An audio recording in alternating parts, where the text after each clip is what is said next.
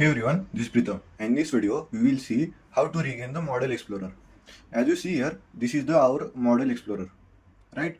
If I by mistakenly delete this, how to regain that, right?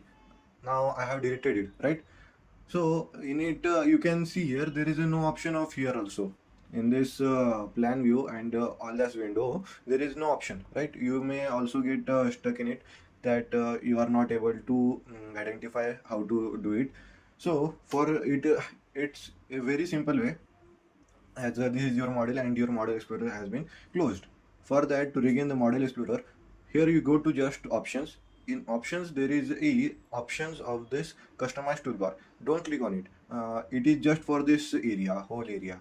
This upper ribbon area, this is called as the ribbon area, and this will choose the customized toolbar, right? For the model explorer, there is a last option here of the show model explorer. Just click on it and you will be able to get this the model explorer once again. Here you can just increase spacing here and you can see all the details of this model explorer, and I will show you in this video also that if I this model also, if I close this model explorer and how to regain it, just go to option. Here go to options. In option there is the option of the show model explorer, and as you see here that the model explorer has been added here.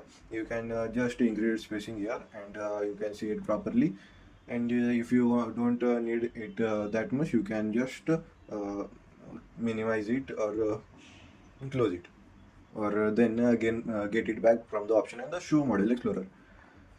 That's it for the today's video. I have made a detailed video on this G+23 story building. I have modeled, analyzed and designed this whole building in ETABS.